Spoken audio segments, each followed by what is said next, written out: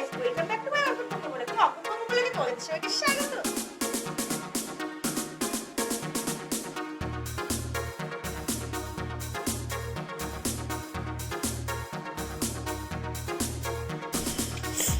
তো গাইস, একটা কথা বলার ছিল। হ্যাঁ, বাজার থেকে নিয়ে এসলাম তরমুজ, আর তরমুজটাও কিন্তু খাওয়া হয়ে গেছে আমাদের। হ্যাঁ, তরমুজ তো খাওয়া হয়ে গেছে, এতক্ষণ ধরে ধরে বসে বসে খেলাম অঙ্কন আমি সবাই মিলে। তো তারপরে তরমুজটা এইগুলো কিন্তু এটা করে খাইনি, মানে এর ভেতরে তো লাল অংশটা কিন্তু বটি দিয়ে কেটে নিয়েই কিন্তু তারপরে ওগুলো খেয়েছি, আর এগুলো আলাদা করে রেখে দিয়েছি। তো চলো ভাবছিলাম এগুলো ফেলে দেবো, এত টাকা দিয়ে কিনেছি। তো সুন্দরবনের মানুষ একটু কিপটে হয়, মানে বিশেষ করে আমি একটু কিপটেমি আছি। তো ভাবলাম যে একসাথে সবজি তো বেঁচে যাবে। তো সেই জন্য এই যে লাল হালকা করে রেখে দিয়েছি, লাল লাল অংশটা। আর এই যে মানে সবুজ যে অংশটা, এটা মানে তুলে ফেলে দেবো, দিয়ে একটা ছোট্ট চচ্চড়ির মতো করবো।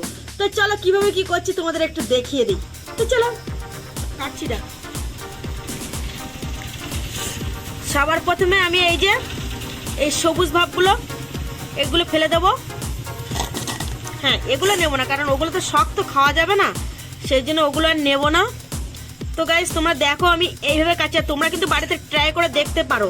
আর অনেকবার আমি খেয়েছি, এটা কিন্তু মানে মোটামুটি ভালো লাগে, একেবারে খারাপ লাগে না। আর এটা কিন্তু খারাপ সবজিও না, তোমরা ঘরে ট্রাই করে দেখতে পারো। এই যে দেখো তোমরা।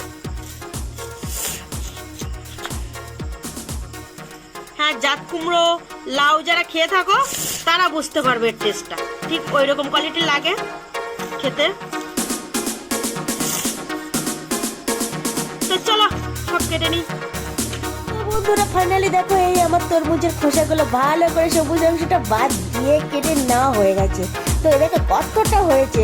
তো যাই হোক, কড়াইতে বসিয়ে দিলাম তেল, পেঁয়াজ, রসুন, লঙ্কা, আর হ্যাঁ, পাঁচফোড়ন দিতে গিয়ে দেখো আমার হাতে তেল পড়েছে। তো যাই হোক, রেসিপি শেয়ার করছি আর একটু ক্ষতি তো হতেই পারে। তো তারপর তেলটাও গরম হয়ে গেল, আর আমি এর মধ্যে বসিয়ে দিলাম এই যে তরমুজের খোসার সবুজ অংশটা বাদ দিয়ে যেটা নিয়েছি ওটাই।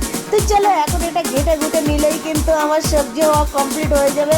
আর হ্যাঁ, খাওয়ার মজাটা তো আলাদা। হ্যাঁ, আবল তাবল জিনিস একটু খেয়ে থাকি, তো সব কিছু তো সমানভাবে খেয়ে থাকি, তো এইসব জিনিস একটু খাবো তাতে কি হয়েছে।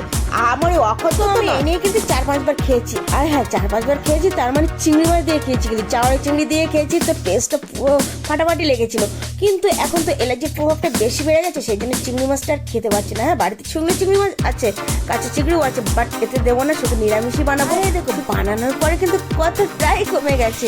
তো যাই হোক, এবার তো খাওয়ার পালা। তো চলো এখন খাওয়ার টেবিলে নিয়ে বসে। আর হ্যাঁ, দেখি কিন্তু আমার কপালটা খুব ভালো ছিল। আমি কিন্তু মানে ছাদে বসে রান্না করছিলাম, আর তার মধ্যেও চলে আসলো বৃষ্টি। আমার রান্নাও হয়ে গেছে, বৃষ্টিও চলে এসেছে।